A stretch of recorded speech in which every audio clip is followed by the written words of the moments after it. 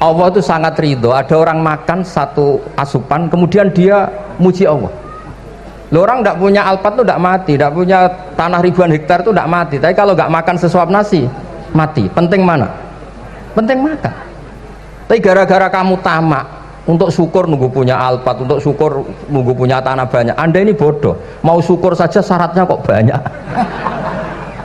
Wa min ayatihi manamukum billaili wan nahar. Masa iya tidur yang ngorok semua turunnya secara jelas kok jadi wamin ayatihi. Tanyakan ahli medis, sistem tubuh kita kalau nggak tidur itu kayak apa rusaknya.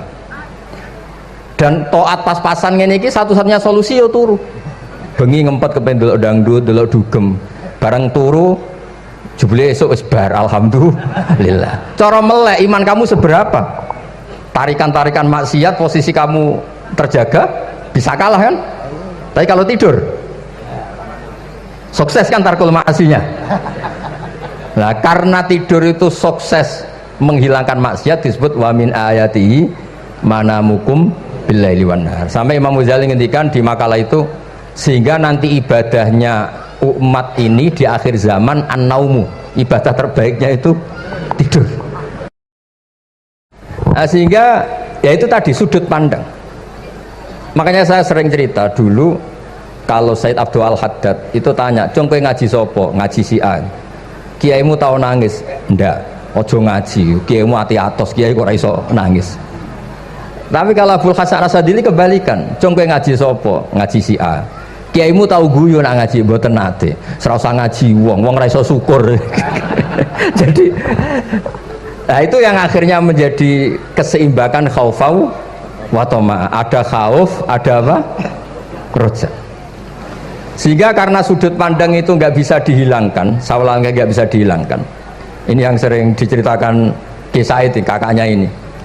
Dulu Muhammad bin Hasan Asy-Syaibani, Imam Syafi'i itu lama sekali beliau jadi ulama top yang suka fikir. Dianggap fikir itu aman, ngeringankan hisab. Nggak jenengan fikir yang dihisab malaikat apanya kan?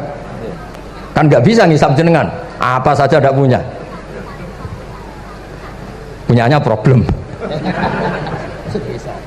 Nah, setelah ngaji sama Imam Malik, Imam Syafi'i tanya, yang ilmunya setingkat jenengan siapa? Kata Imam Malik, sebetulnya Abu Hanifah, tapi orangnya sudah meninggal, tapi ada muridnya namanya Muhammad bin Hasan Asy-Syaibani. Kamu ke sana dari Madinah ke Irak, dulu tempatnya di Baghdad. Setelah di Irak, Muhammad bin Hasan Asy-Syaibani itu kalau ngitung uang tuh di meja, emasnya tuh banyak, uangnya banyak, dia hitung di meja, malah kaget. Saya ini gedeng kiai, kedunyan, ini ketemu kiai, kedunyan. Ya karena Muhammad bin Hasan Asy-Syaibani itu wali, kamu tanya, kamu heran ya ada kiai kaya? Iya. Ya sudah, kekayaan ini kasihkan orang fasik, biar dipakai demenan, dipakai mabuk, dipakai ini. Terus, ya jangan, kalau kena orang fasik bahaya, jenengan saja. Semenjak itu Imam Syafi'i mulai rodok seneng duit. Jadi ada ceritanya, soalnya kok diangen-angen, nah, terus keterusan umatnya kayak gini-gini itu. Jadi ini cerita nopo istihad, apa cerita nopo istihad. Sama pangkat juga sama. Gue seneng nak wong soleh-soleh tidak ikut ngurus negara ini, mau dikemanakan negara ini. Tapi ada yang berpikir, gue seneng nak wong soleh terkontaminasi. Ya sudah monggo, sing serapayu jabat, nggih berpikir zuhud. Sing payu yo berpikir politik. Yang penting semuanya itu berdasar ilmu. Yang penting itu semuanya berdasar apa? Ilmu. Karena ilmu ini basis yang paling diridani Allah Subhanahu wa ta'ala. Masyhur itu di Ihya sering diceritakan Imam Ghazali, ana alim uhibbu kulla alim. Kata Allah, saya ini alim dan sangat mencintai orang alim. Karena orang alim ini yang tahu perspektif. Orang yang enggak, yang ngiranya, saya ulang lagi, yang ngiranya itu enggak ilmiah. Di depan orang alim itu sangat-sangat apa? Ilmiah. Yaitu tadi misalnya ada ayat wa min ayatihi manamukum billaili wan nahar. Masa iya tidur yang ngorok semua turunnya secara jelas kok jadi wamin ayati. Tanyakan ahli medis, sistem tubuh kita kalau nggak tidur itu kayak apa rusaknya. Dan toat pas-pasan ngene iki satu-satunya solusi yo turu. Bengi ngempet kepen delok dangdut, delok dugem. Bareng turu jebule esuk wis bar, alhamdulillah. Cara melek iman kamu seberapa? Tarikan-tarikan maksiat posisi kamu terjaga bisa kalah kan? Tapi kalau tidur sukses kan tarkul maksinya. Nah, karena tidur itu sukses menghilangkan maksiat disebut wa min ayatihi manamukum billaili wan nahar. Sampai Imam Ghazali ngendikan di makalah itu, sehingga nanti ibadahnya umat ini di akhir zaman an-naumu, ibadah terbaiknya itu tidur.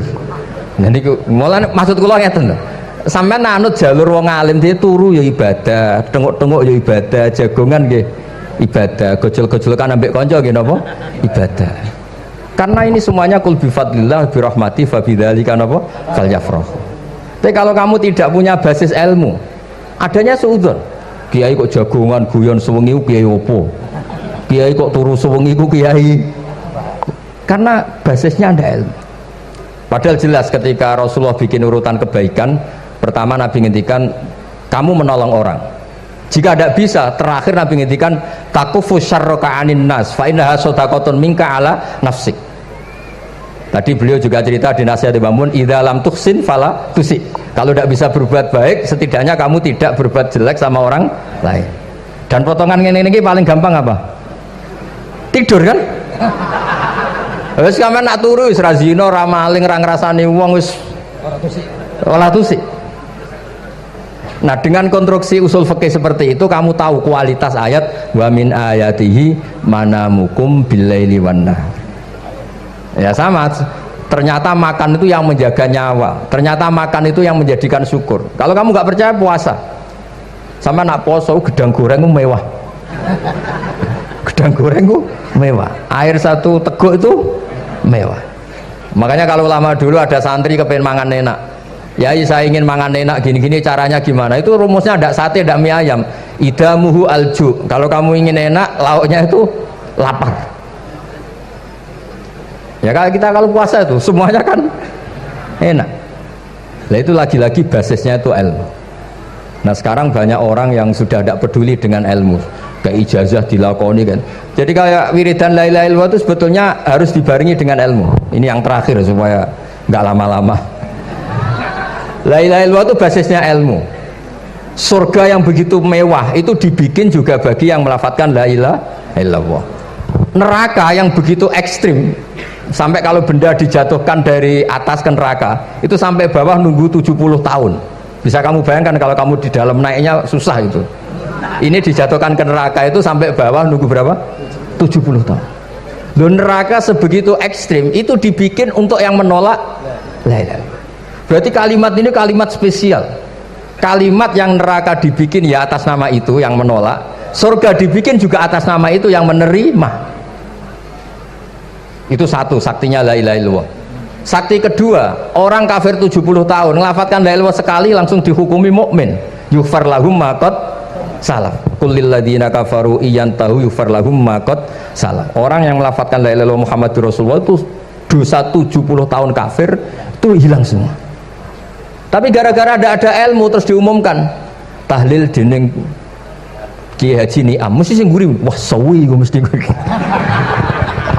Padahal kalau kamu tahu ilmunya tadi, ini kalimat yang luar biasa, kalimat yang bisa melebur dosa. Bahkan dalam madzhab Sadiliyah itu unik. Kalau kamu wiridan la ilaha illallah itu jangan istighfar dulu, istighfarnya belakangan. Alasannya Abdul Hasan As-Sadili itu fa'lam annahu la ilaha illallah wastaghfir li dzambik li hadhil kalimah.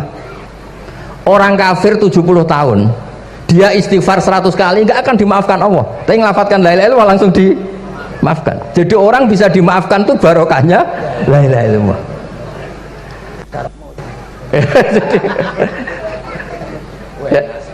Ya kan? Jadi orang kafir 70 tahun wirid istighfar 100 kali atau 1000 kali dimaafkan enggak kan? Tapi kalau membaca la ilaha illallah dimaafkan. Jadi istighfar tuh ngefek positif itu kalau dibarengi la ilaha illallah. Makanya wastaghfir li dzambika ay bihadil kalimah. Cara Hasan, kamu boleh istighfar berdasar hadhil kalimah, berdasar la ilaha illallah. Tapi terus kemudian ya thariqah itu banyak, itu urusan rasa.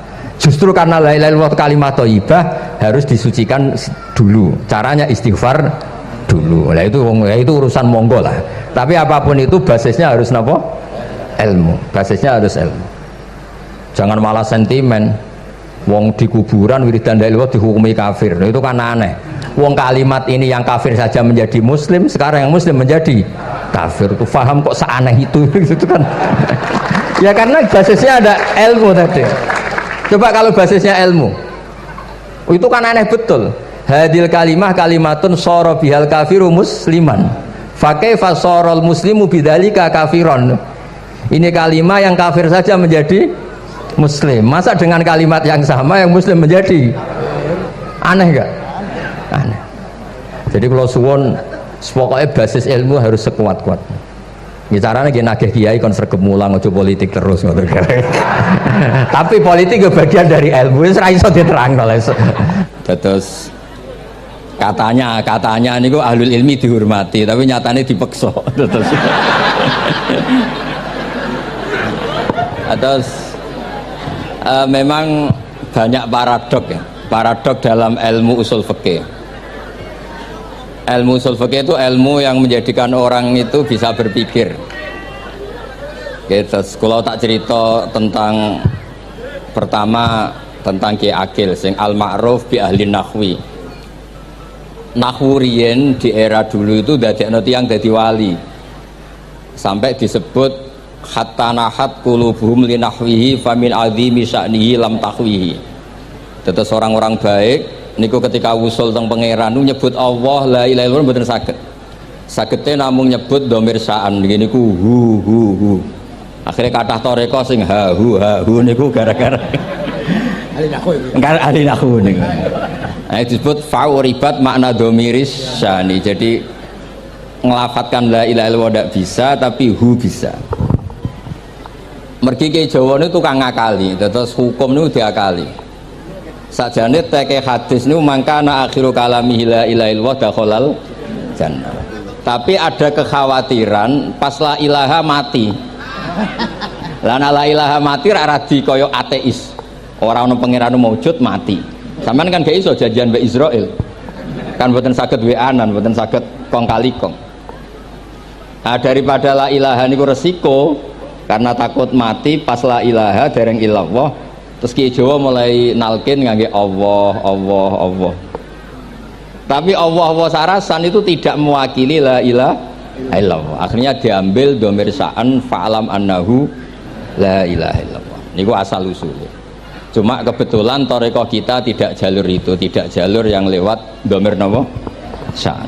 Tapi sementing tadi dawuh Kiai Mustafa, sementing kita tahu secara ilmu. Terus nomor kali cerita uzlah wow.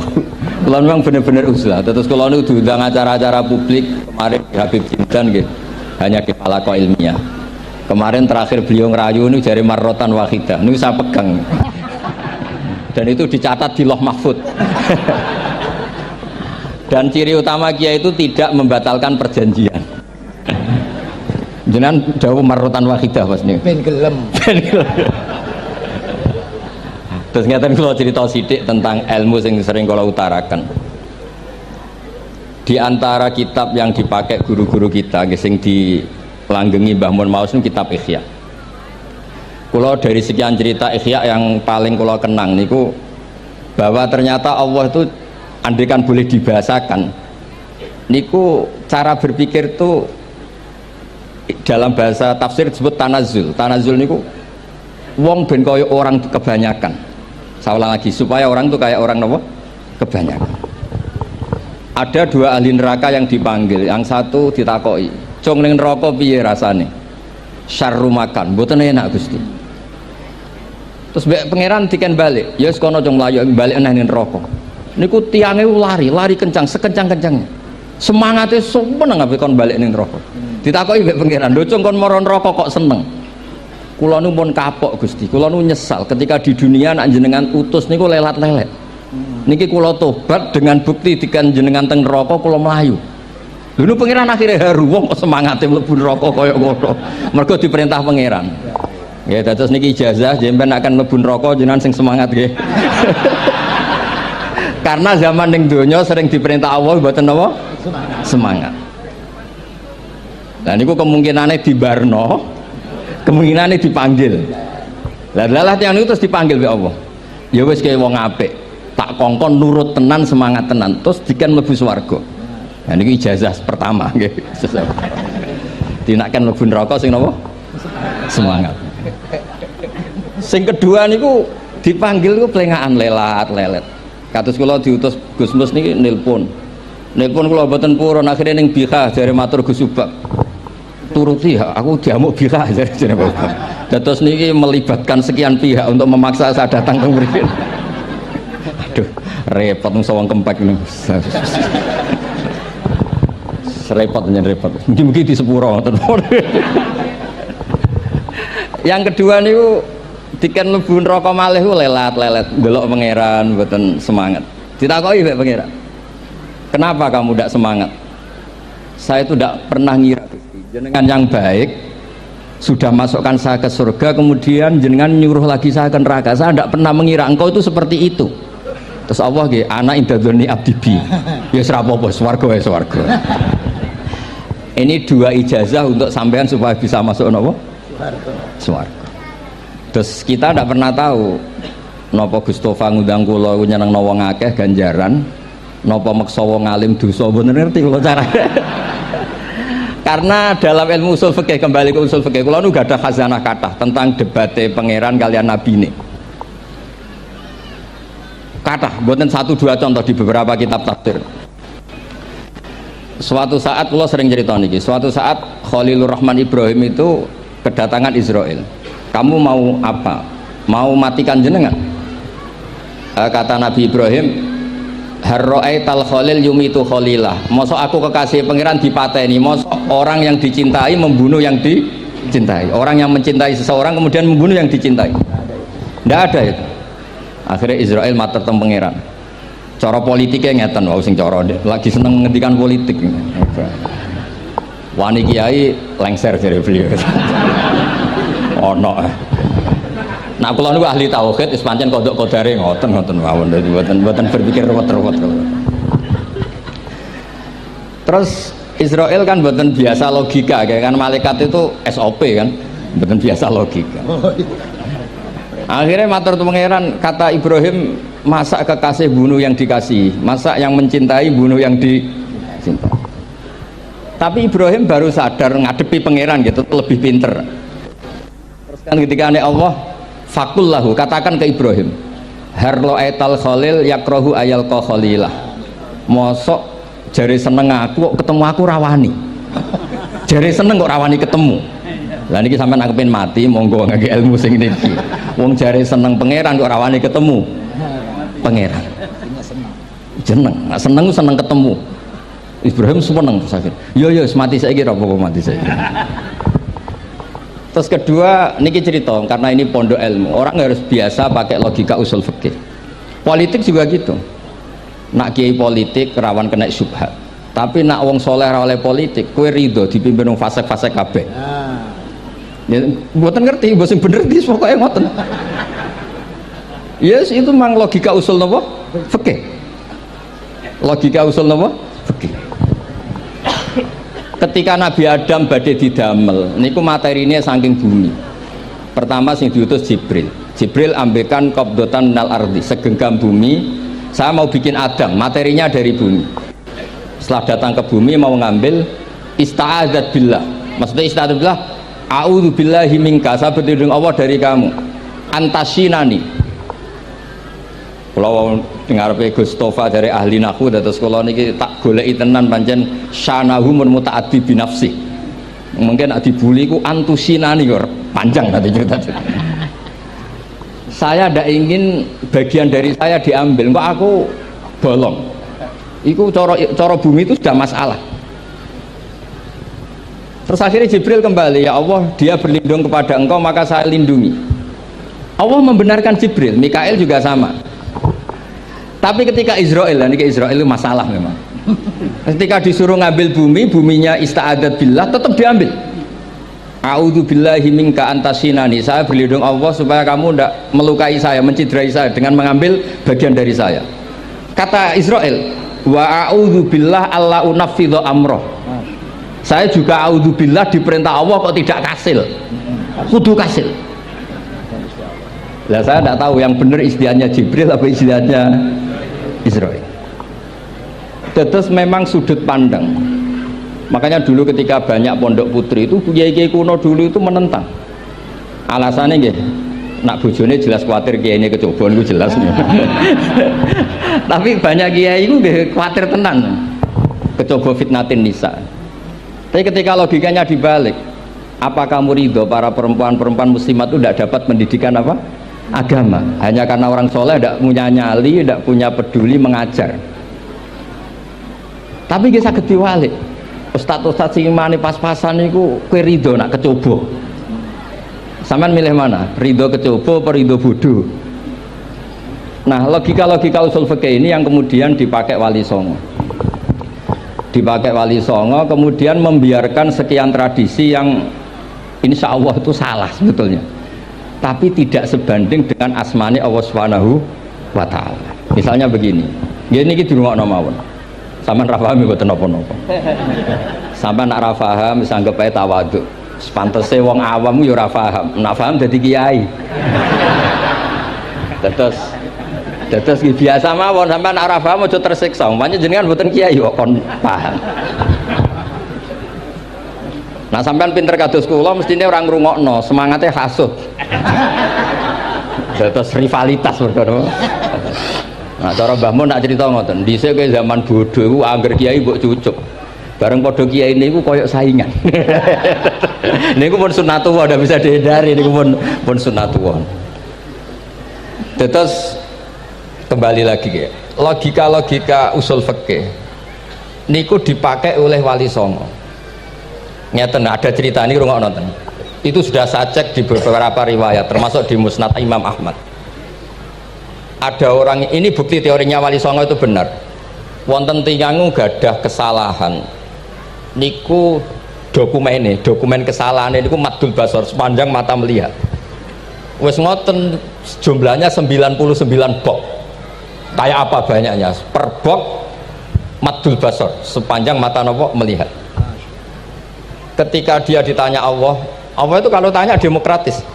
Azolamat kata bati, jangan-jangan malaikat saya sentimen, kalau kamu jelek ditulis, kalau baik enggak Gusti. Afalaka udhurun, jangan-jangan kamu saat salah itu punya alasan, enggak Gusti, ya memang salah. Tapi kata Allah, sudah kamu tenang saja, kamu punya ini. Itu hanya satu box, ya kira-kira kayak tempat jam tangan ini. Enggak, kamu punya ini, cukup ini. Terus malaikat tanya, ya Allah, apa artinya, apa ngefek itu kalau ditimbang dengan kejelekan sebanyak itu dengan satu box jam. Orang ini juga bilang, Gusti sudah ada usah ditimbang, nggak ngefek, itu pasti kalah. Tapi setelah ditimbang menang yang satu box kecil tadi, karena di situ ada la ilaha illallah Muhammadur Rasulullah. Jadi malaikat diancam sama Allah, kamu berani tidak mempertimbangkan nama saya? Apapun banyaknya box itu dosa itu tidak saya. Kalau ini la ilaha illallah itu nama saya. Kamu berani tidak mempertimbangkan nama saya? Ya tidak berani Gusti, ya harus dimenangkan. Nah itu semalannya kok pengajian ini ya ono istilatur rijal wan nisa, tapi baru kayak ngaji di sepuro. Ya aja muni halal tapi ya aja muni terus gak ono faedahe. Sepuro. Di sepuro insyaallah. Karena kalau nuruti harus steril halal itu kayaknya tidak bisa. Terus di situ ditutup fala yaskulu ma asmillahi taala syai'un. Dibanding asmane Allah taala sesuatu itu tidak ada nilainya. Pasti menang Allah taala. Sehingga banyak ulama ngendikan kowe nak berdosa, bersalah maca iki-iki. Dan kalau Anda dosa misalnya catatannya satu box terus di bawah ada astagfirullah, malaikat ditanya sama Allah, kamu berani tidak mempertimbangkan nama saya disebut di situ? Enggak berani. Nah, saya ini ribuan orang yang ngundang, saya berani mengabaikan. Bareng ana wong ngaku mbah ya mbah tenan wae. Ya terus ngoten. Kowe wani gak mempertimbangkan Gustofa sing mantune Mbah Maimun.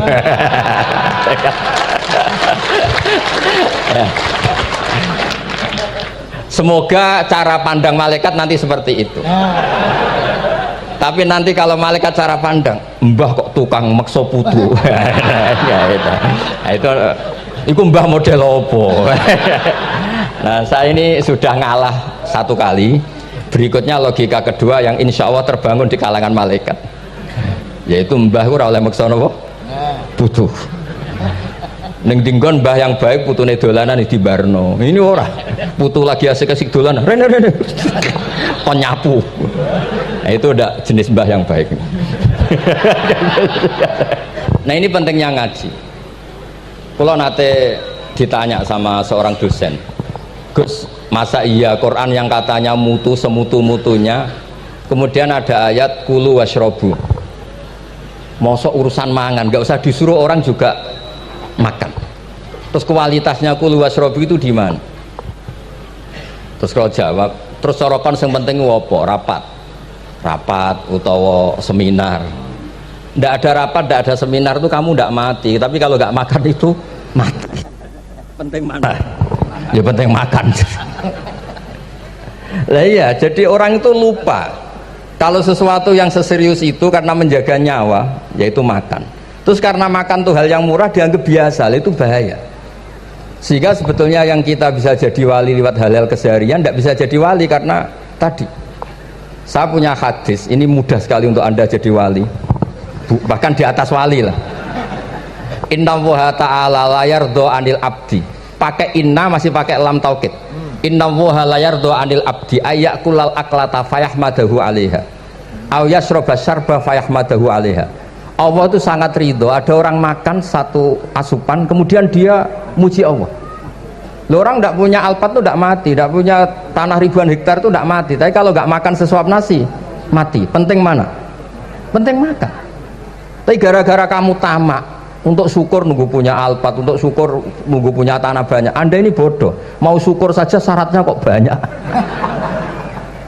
Jadi sebetulnya kalau kita mau jadi wali itu cukup setiap makan itu kamu syukur. Fayahmadahu alaiha aw yasroba syarba fayahmadahu alaiha. Makanya wali-wali dulu kalau didik raja yang sedang berkuasa itu ditanya, kamu raja besar, punya pengaruh besar, andaikan kamu di padang pasir dan kemudian Anda tidak mendapatkan air sama sekali, apakah kamu menggantikan kerajaan kamu demi beli satu seteguk air? Iya, akan saya beli karena saya kalau tidak minum mati. La tafroh bimulkin la yusawi jar'atamain. Kamu jangan bangga dengan sistem kekuasaan yang tidak senilai dengan seteguk air. Orang nggak jadi raja itu nggak mati, tapi kalau nggak minum mati. Terus akhirnya dosen itu tahu, wah berarti kulu wasrobu itu luar biasa, Gus. Sangat luar biasa. Makan dan minum itu luar biasa. Makanya terus adat kiai mertamu mangan. Kalau tadi baru datang kon mangan, di sini ya ada mangan. Ya saya anggap aja itu proses jadi wali, ngoten Pak. Jadi segampang itu jadi wali. Nah, kemudian gara-gara torekoh terus jadi wali ku repot kon maca 10.000 wiridan kon opo. Kesuwen nih cara-cara kesuwen. Karena ini partai enggak torekoh tadi itu. Dulu abahnya Mbah Maimun Mbah Zubair itu kalau disuruh wiridan lama-lama itu enggak mau. Sementing diridani pangeran, maca kok akeh-akeh. Nah, itu partainya partai ahlul ilmi. Ya partainya partai ahlul apa? Nah kemudian karena saya ini nekuni tafsir ya, itu saya kepengen ya menggerakkan supaya ilmu Quran itu menarik. Caranya apa? Cari sisi ekstrimnya. Kalau bolak-balik kenapa sih orang nggak janggal itu udah iskal. Quran itu kan kalamu, salah lagi Quran itu kalamu. Masa iya Allah yang Tuhan kemudian ngendikan iya kana budu wa iya kanas tai. Kepadamu aku menyembah. Masa Allah ngendikan gitu pada kekasihnya Nabi Muhammad? Padahal Allah itu al-ma'bud bukan abid. Allah yang disembah bukan yang menyembah. Semua ahli tafsir, saya bukan bilang sebagian, semua ahli tafsir pasti ngendikan begini. Wa yuqaddaru qabla qaulihi ta'ala iyyaka na'budu qulu. Sebelum iyyaka na'budu itu ada kata yang disimpan yaitu qulu. Jadi ya anak budu itu betul ngendikannya Allah, cuma sudah dikasihkan Jibril kepada umatnya Rasulullah. Jadi Jibril bilang gini ke Rasulullah Muhammad, kul iya kanak budu. Kemudian Nabi juga bilang ke umatnya kulu iya kanak budu. Jadi ini kalamu yang sudah milik kita. Nah berhubung milik kita, kita sah mengatakan iya kanak budu. Karena kalau tidak janggal, masa iya Allah berdoa ihdinas siratal mustaqim, tunjukkan kami jalan yang benar. Lah kalau ihdinas siratal mustaqim kalamu berarti kan Allah yang berdoa. Nah, sehingga semua tafsir bilang sama, wa yuqaddaru qabla qauli ihdinas siratal mustaqim qulu. Nah, Terus ada mufassir lain bilang jangan mulai iya karena butuh ya semuanya, mulai bismillah, qulu bismillahirrahmanirrahim. Masa iya Allah sendiri yang bilang bismillahirrahmanirrahim? Nah, dengan tafsir seperti ini terus kita akhirnya lagi-lagi kembali ke usul fikih, kembali ke balaghah, kembali ke nahwu. Kalau ndak, ya Anda akan menafsiri Quran pakai logika Anda sendiri. Sampai ada mungkirus sunnah. Pokoknya sementing kembali ke Quran. Orang roh Quran itu kayak apa? Saya kemarin ngaji di Sedan di daerah saya bilang, Sayyidina Umar itu Islam sebelum minta hidayat. Khalid bin Walid ya Islam sebelumnya ya tidak minta hidayat. Nah itu kan janggal. Padahal katanya Quran itu hudal lil muttaqin, petunjuk bagi mereka yang takwa. Padahal tidak ada sabkut takwa untuk Umar. Umar tidak pernah takwa, tapi nyatanya Islam. Bahkan dia masuk ke rumahnya Zaid bin Arqam itu mau bunuh Nabi, mau nyari Nabi, bukan mau Islam. Tapi ketika dengar iparnya membaca Toha ma anzalna alikal Qur'ana litasqa, kemudian dia masuk Islam. Lalu gimana tentang hudal lil muttaqin, petunjuk bagi mereka yang takwa? Banyak ulama yang mengatakan lil muttaqin itu balaghahnya lil iktifa, lil muttaqina wa ghairihim. Jadi Quran itu petunjuk bagi yang takwa dan yang tidak takwa. Dan itu di bahasa Arab sah. Di bahasa Arab sah. Misalnya gini ya, kalau sampean punya ponakan dolan, cong-cong nang mangan. Ya maksudnya ya mangan mbek ngombe, mangan tok seretan mati kan. Itu kan satu paket. Saro bila taqikumul harra wal barda. Pakaian yang melindungi dari panas, di situ nggak disebut wal barda, tapi artinya juga wal barda. Karena kalau tidak diartikan lil iktifa, nanti Quran itu memberi petunjuk bagi yang sudah muttaqin, corong doang nguyai segoro, wis takwa kok. Nah ini kita butuh ahli tafsir yang al-usuli, karena itu yang menjadikan Quran punya kualitas lagi. Seolah lagi punya kualitas lagi. Kalau ndak, Quran tuh kayak biasa-biasa saja, kayak tadi kulu wasrobu, kayak dan seterusnya dan seterusnya. Jadi kalau suwun barokahnya hormat sama orang alim kados Ki Akil, Ki Siras dan tenaga keluarga mriki. Orang menghidupkan logika ilmu lagi. Jadi kalau seneng lah nak dalam Gusmus ahli ilmu boten krono niat fakir boten. Biar sampean ngerti lah kalau ngadepi ahlul ilmi itu pun boten level. Ahlul ilmi itu kalau punya logika itu tidak bisa dibantah. Saya beri contoh sekian contoh yang nyata yang diajarkan Rasulullah SAW. Nabi itu pernah mau dipermalukan orang karena Nabi ngendikan la adwa wala tiarata, tidak ada penyakit menular. Terus ada orang iseng kok onta yang kena kudisen itu dijejerkan yang waras ikut kena kudisen. Terus orang ini tanya, ya Rasulullah ini tadi sehat tapi kena onta yang kudisen ikut kudisen. Nabi tanya lagi, faman a'dal awal, yang kudisen pertama ketularan siapa? Wah itu dari Allah ya, maksud saya seperti itu. Lantas kalau suwun lah ngaji usul fikih yang serius, karena itu menjadikan kita bermartabat. Kulo niku sering lepas jenazah tangga-tangga kulo nggih penggene delok TV, nak bengi nggih ngelamun, ngayal sugih, kadang yo ngapalo tikus sing liwat dhuwure saking ora ana penggawean. Tapi kulo nang lepas jenazah ini orang baik. Sampai bojone protes, "HP opo lho Gus, angger bengi iku mau ngelamun ngitung tikus liwat, ngitung apa." Terus kulo matur, ngitunge aja ngono, ngitunge tarokal ma'asiyah. Wong ning omah itu artinya tidak dugem, tidak melakoni maksiat. Itulah yang menjadikan usul fikih itu ilmu yang sangat terhormat. Coba kalau Anda jadi pakar usul fikih kayak saya, mengkaji betul usul fikih. Orang tidur semalaman jangan bahasakan tarokat tahajud, wa tarokal witro, wa taroka qiyamal lail. Tapi bahasakan taroka zina, wa tarokal ghibah, wa taroka kada wa kada minal ma'asi. Keren buatan? Keren. Kalau kamu udah ahli usul fikih maka kiai kok amen turu, kiai kok guyon suwengi. Lu kiai guyon suwengi itu melawan, kiai itu ustaz juga manusia, karena bengi itu ya kepen nonton, tapi kan buatan pantas.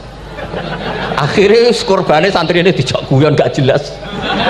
Lah apel neng rodo ya ora pantas. Ngelawan nafsu itu berat, caranya ya dilalek-lalekno guyon itu. Lah muga-muga malaikat kabeh ahli usul fikih nganggep ngono iku perlawanan terhadap keinginan apa maksiat. Ngaji ora. Malaikat ngaji ora.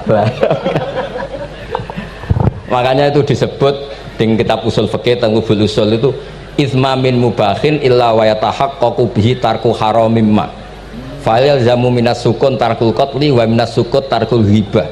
Tidak ada sesuatu yang mubah kecuali saat Anda lakukan, saat itu juga Anda meninggalkan keharaman. Maka sebetulnya mubah ini punya nilai yang luar biasa, yaitu tarkul haram atau tarkul ma'asi.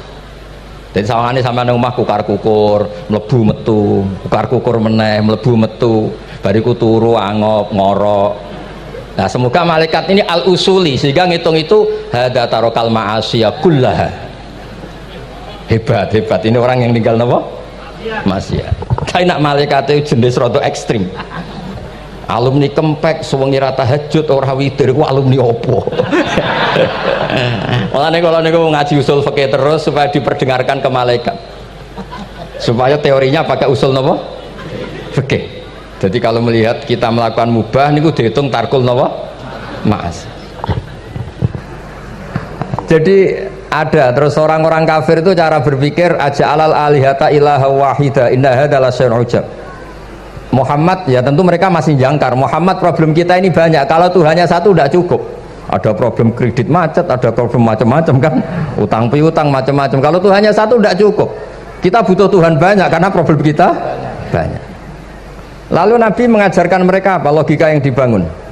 Kalau kamu jadi buruh, kemudian majikan kamu banyak, semuanya merintahkan kamu bingung nggak?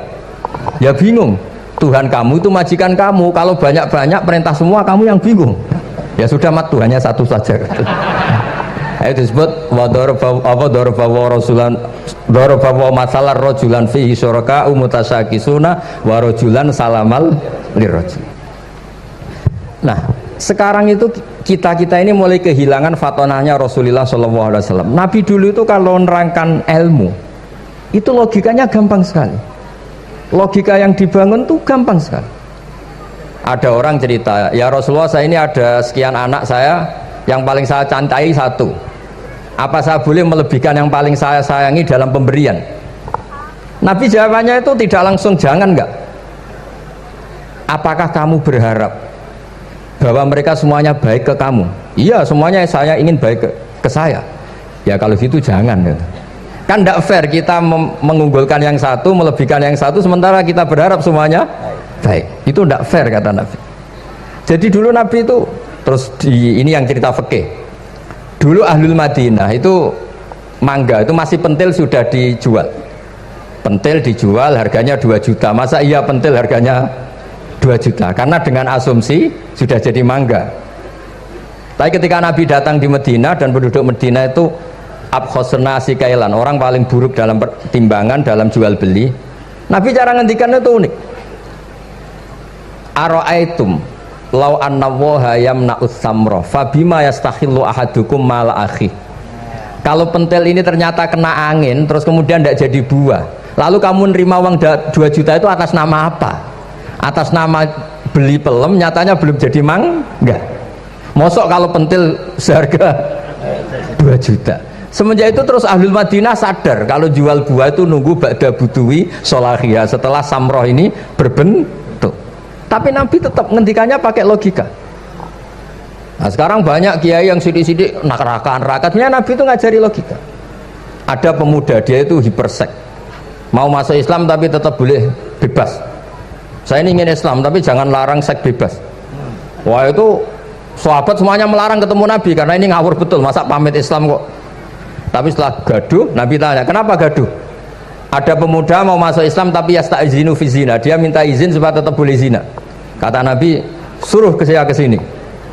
Setelah datang di depan Rasulullah, logika yang dibangun Nabi itu luar biasa. Atuhibbuhu li bintik. Kamu suka punya anak putri kemudian jadi demenannya orang laki-laki hidung belang? Ya enggak, saya bunuh orang itu. Andaikan itu ke ibu kamu, saya bunuh orang itu. Atuhibbuhu li bintik, atuhibbuhu li ummik, atuhibbuhu li ukhtik, atuhibbuhu li kholatik. Kamu suka punya anak putri yang jadi demenannya orang? Ya tidak suka ya Rasulullah. Kamu suka kalau punya ibu didemeni orang banyak? Ya tidak suka Nabi. Sampai otaknya itu yastakbihu zina, sehingga otaknya itu wah zina itu buruk betul. Akhirnya ya Rasulullah sudah, saya mau se-Islam tanpa zina-zina. Karena logika yang dibangun Nabi itu luar biasa. Nabi pertama mengingatkan atuhibbuhu li bintik, atuhibbuhu li ummik, atuhibbuhu li ukhtik, atuhibbuhu li kholatik. sampai dia ini nggak bisa apa-apa. Sudah Nabi sudah. Jadi logika ini yang harus kita waris. Lagi-lagi kembali yang bisa waris itu ahlul ilm. Sama itu kan kayak diskusinya Nabi Yahya dan Nabi Isa. Nabi Yahya itu suka berkawan orang-orang soleh. Setiap berkunjung di mana itu nyari yang orang-orang soleh. Ditanya kenapa kamu berkawan orang soleh? Ya berkawan orang soleh itu asik. Tapi kalau Nabi Isa enggak. Kalau ada desa-desa yang masih hitam, masih merah itu dikunjungi, kemudian dibina. Ditanya sama Nabi Yahya, lima anda tanzilu ala syirarin nas, kok kamu kumpul orang-orang yang kayak gitu? Jawabnya beliau, innama ana tabibun udawil mardo. Di mana-mana Nabi itu ya dokter, di mana-mana dokter menyembuhkan yang sakit. Jadi dulu logika kebalikan itu dibangun, sehingga dulu ulama khilaf itu ikhtilaful a'immah apa? Rahmah. Masyhur itu. Saya sering cerita dan itu ada di kitab Khilyatul Auliya. Nabi Yahya itu lebih ceria. Nabi Isa itu agak sering cemburut. Atau kebalikannya, pokoknya yang satu tuh mali aro ka'abisan ka'annaka taqnatu mir rahmatillah. Kamu kok sering cemburut, seakan-akan rahmat Allah itu terbatas, wong kok ora iso syukur. Yang satu gojlok, mali aro ka dhahikan ka'annaka ta'manu mim makrillah. Kowe kok guya-guyu, kok is bebas kon neraka wae gitu. Ya ngoten mawon. Assalamualaikum warahmatullahi wabarakatuh.